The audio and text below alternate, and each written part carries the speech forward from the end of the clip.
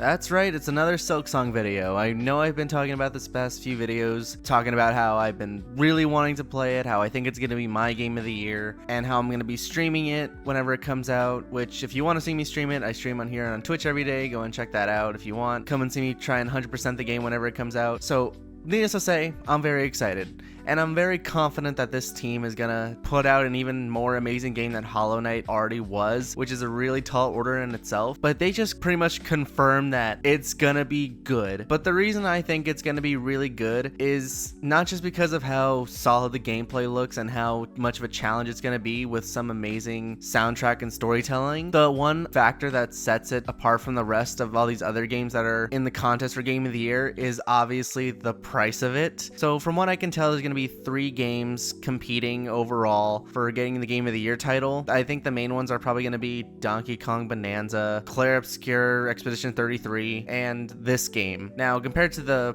prior 2, the prices for those are around $50 for Expedition 33, and for DK Bonanza, $69. So it's a $70 game and a $50 game. And when you go to Silksong, it is only $20. Only a $5 difference from when Hollow Knight came out. And this is just the base game, because I'm pretty sure down the line, I think they will probably add more DLC to the game as time progresses, because that's what they did with Hollow Knight. And even though this was originally supposed to be DLC for Hollow Knight, I'm pretty sure, now that it's probably going to be its own standalone thing, I would assume that they're going to be adding way more content to the stuff that's already going to be in this game itself. So $20 is a pretty solid price tag. And that's pretty much what I want to talk about today. Games are stupid expensive now. I think for some people, depending on your age and your job, it takes about 1 to 2 days worth of pay probably to afford a game that you like. And even when you do buy a game, it can hit you hard, especially in the financial department. Now, I'll be fair, there's a ton of work that goes into games. I know it's not an easy job. There's the marketing, there's the play testing, the quality assurances, the designers, the soundtrack. There's a lot of different factors that go into it,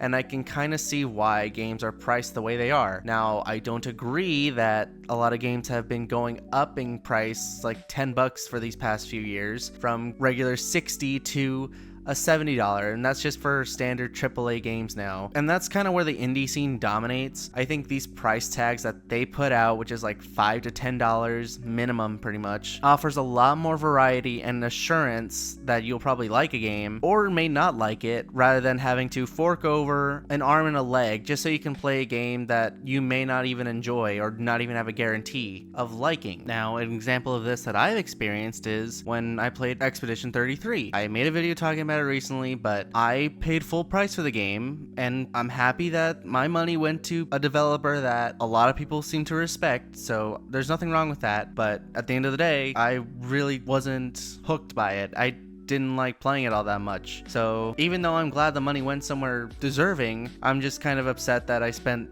that much money in the first place. So it can be a bit of a gamble at times. And I think that this is where Silksong is going to be standing out from the rest of all these other AAA games. With a price like that, it's going to be inviting to a lot more players, and it's going to be way more cost friendly for people. So they know that if people are saying it's going to be a good game, then they'll have way bigger of an incentive to buy it. And if they played Hollow Knight before, I think it's gonna deepen the relationship between the consumer and the developer, which if you haven't played Hollow Knight, go play it. It's so fun. I recently played it again for the second time, and even though it was kicking my ass most of the time, I was still enjoying it. There was some stuff that I didn't explore previously in my first run, and there's still stuff that I haven't even gone to tap into currently in my second run. So there's a lot of content in that game, and it has a lot of replayability, and I'm sure it's probably gonna be the same way for this one. So I would say it's worth the time and money to go play that game. And when Team Cherry started, they were such a small team. They only had themselves and a bunch of Patreon backers, which was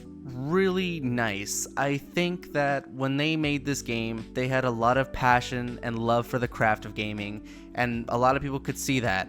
And with a $15 price tag of the game, with free DLC, I think they really built a community around that and made a lot more loyal consumers rather than put out a game that they can make a quick buck on, because they killed it. And I think this is where AAA game developers and studios can take notes from indie game developers. Now, if I was a developer, I would probably put my top priority when making a game is going to be accessibility. Now, the problem that I have with Nintendo games, for one, is that you can't play their games anywhere else besides on their own consoles. So that's already a big deal whenever I want to play these games, because I do like Nintendo games, but the consoles are so expensive and they're only exclusive to that platform, so not everyone can play them. And the other thing that goes into that is obviously the price. Because these AAA studios have gone for such a big business model, it's walled off a lot of people from being able to play their games because of how expensive they can be, and they're not getting the maximum output that they would preferably want whenever they release a game that comes out. Now, I'm not saying all AAA game titles are like this. There's some decent ones that I'm sure a lot of people would pay money for. Obviously, there's ones like God of War, Resident Evil, GTA. It's obvious that they would make that such a big price tag because they know people would buy it. But indie games have that advantage where they can price a game at such a low price so everyone can play it. It gives them the opportunity to show their craft. They can put it out everywhere and actually receive the maximum output desired. And that's a good business model. I don't think it should matter the kind of budget you had whenever you made a game. I think what should matter is if the consumer is having fun playing the game. And at times, like I said, I can't get that from AAA games with such a high price tag. I get really off-put by the price tag of them because it is expensive. I don't want to play a game that costs so much and I end up not really liking it all that much. It happens from time to time, so it's a pretty common thing, but that makes me more cautious whenever I buy a game. And that's why I like to stick to smaller, lower price games, because there's a lot more love and care that goes into these things, and people just seem a lot more happy when they're making the game. So now that this game's price is already out and it's only a few days away, I can probably be confident in saying that I can rest at ease whenever I'm playing this game for the first time, because I know I can take my time with it, I can enjoy it to its fullest, I don't have to worry about if I got my money's worth or not, because I can tell that I'm playing a game that had a lot more passion and cares a lot more about the players than money. So that's kind of why I think this game is gonna